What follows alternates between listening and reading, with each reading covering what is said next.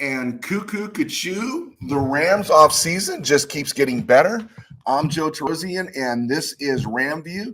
And ka-choo, Allen Robinson, joining the Rams. That was a bold move, but aggressive move by the Rams. We're going to talk about that. We're talking about how great the offseason is. We're going to talk about how Zen Rodgers is killing Green Bay and how Coach Nick wants a cornerback for the Rams. And we'll also hit up on the AFC West, which seems to be in a bigger arms race than anything that happened in the Cold War, right? So getting to where we started, I am Joe Terosian, and this is RamView. And we're looking forward to the next 15 to 20 minutes talking about Ram football with you. And it's a lot of good stuff taking place, a lot of good stuff happening. Had some technical issues earlier, or I would have been on earlier.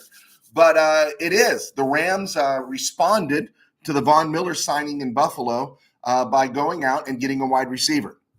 All right, that's great. They signed Allen Robinson, who's had a really good career, spending his first 8 seasons in Jacksonville and Chicago.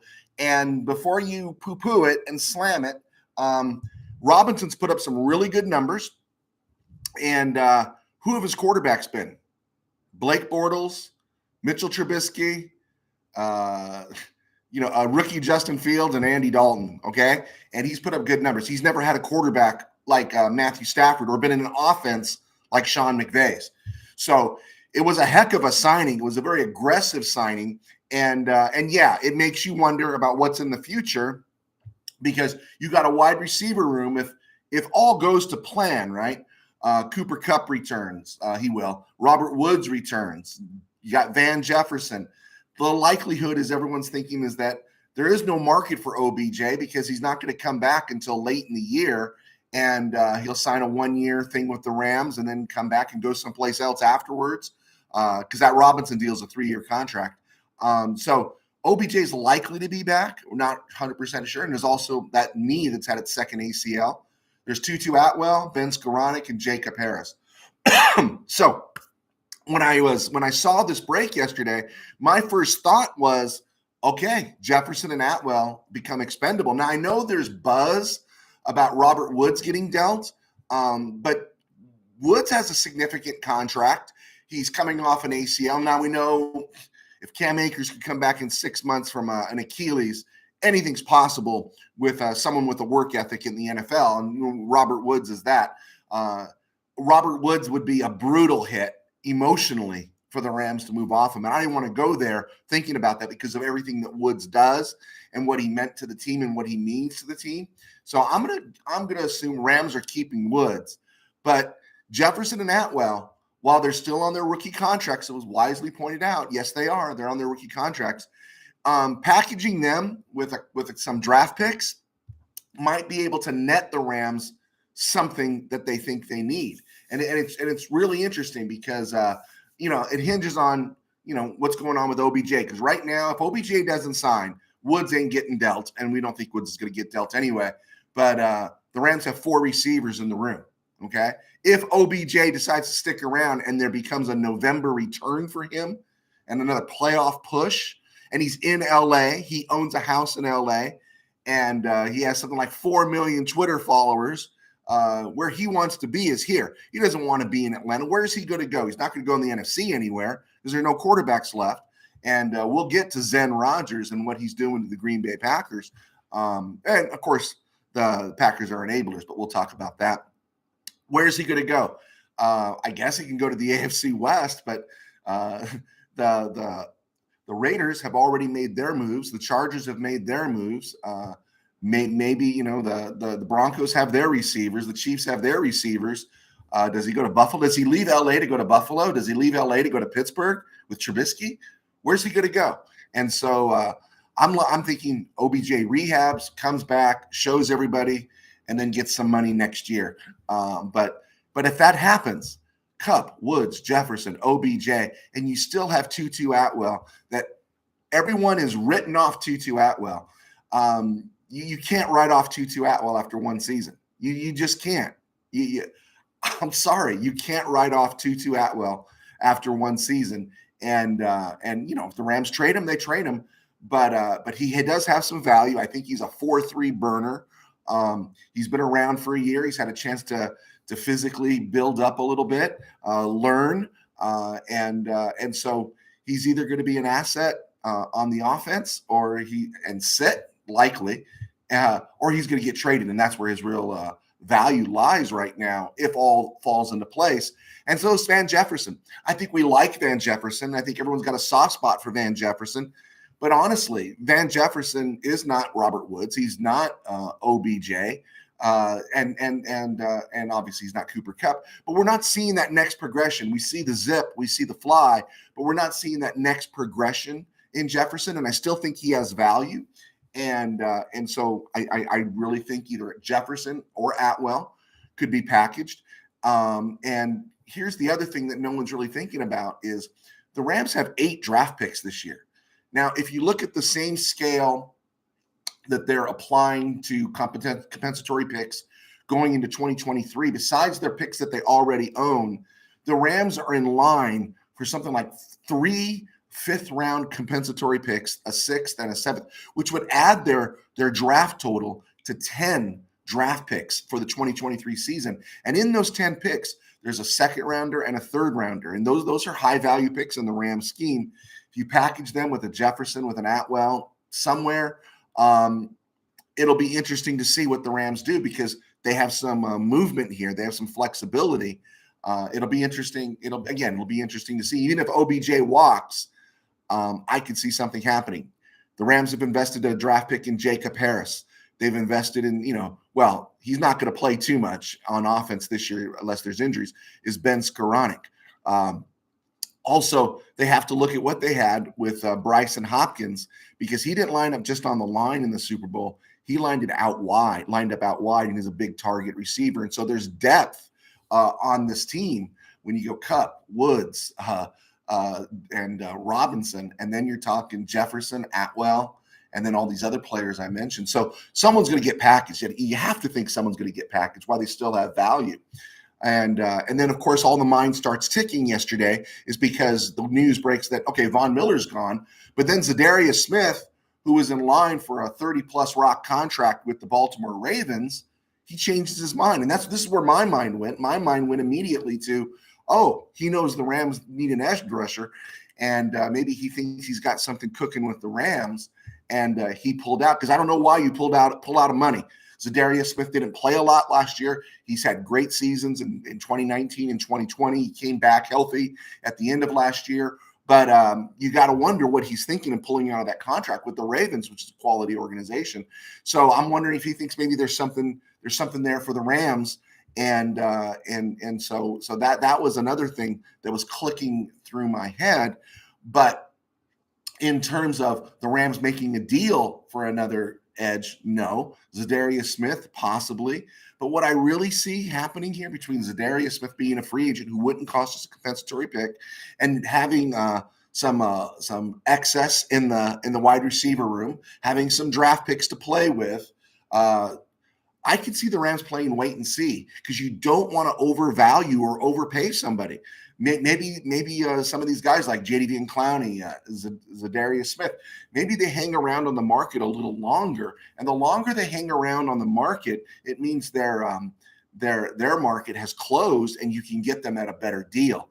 And again, I'll say it again, is the Rams compiled that 12-5 season last year, regular season, largely without Von Miller. He didn't start producing until January.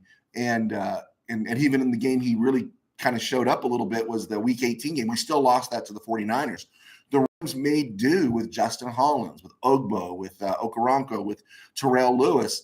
And I know we don't want to make do, but I don't think the Rams are as much of a panic position as some think. Right now, that other edge is Justin Hollins, who the Rams like, Terrell Lewis, who the Rams are hoping for because when he's healthy, he's good.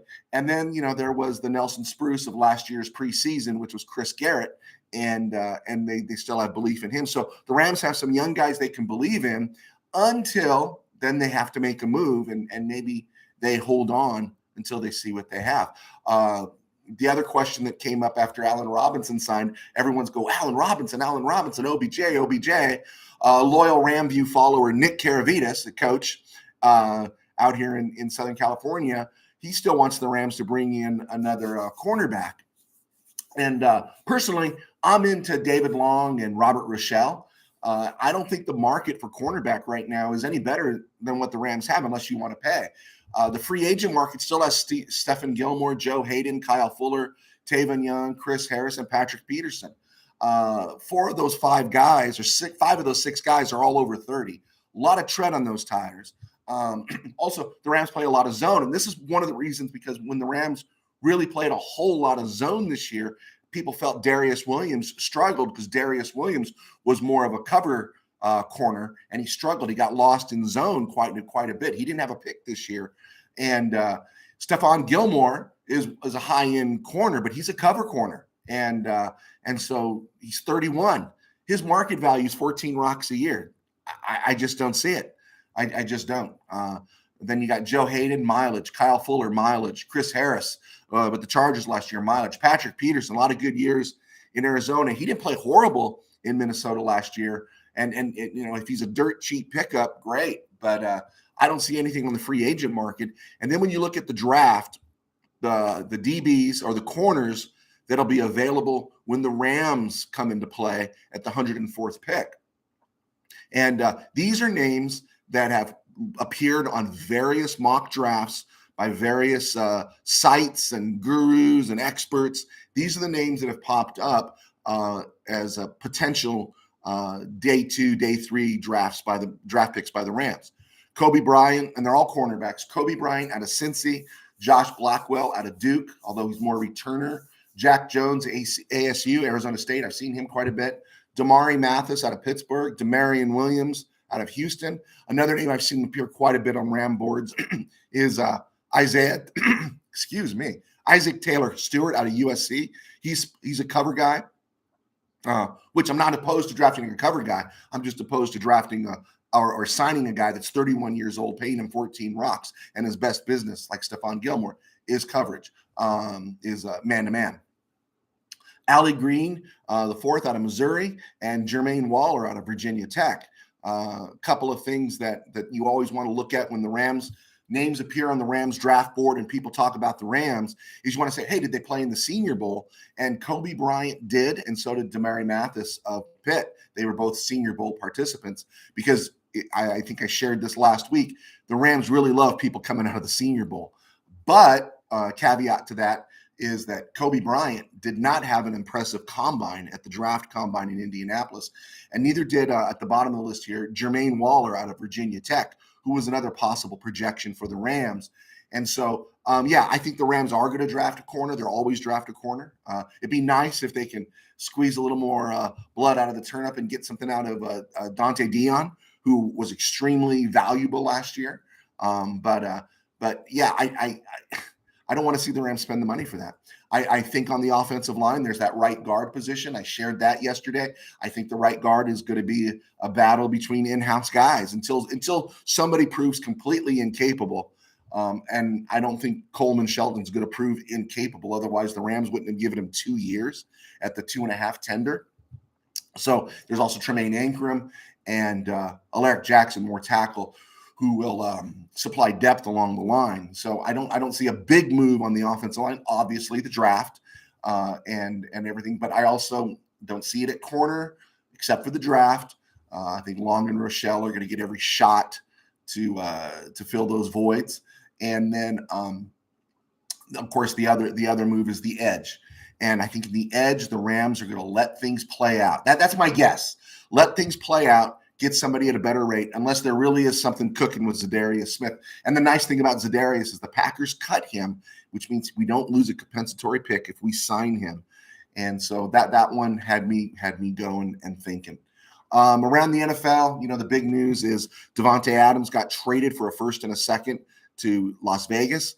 And you think about that, they just acquired Devontae Adams. They signed Chandler Jones as an edge to counterbalance Max Crosby. They extended the Chargers, J.C. Jackson, Khalil Mack, the Broncos, obviously Russell Wilson.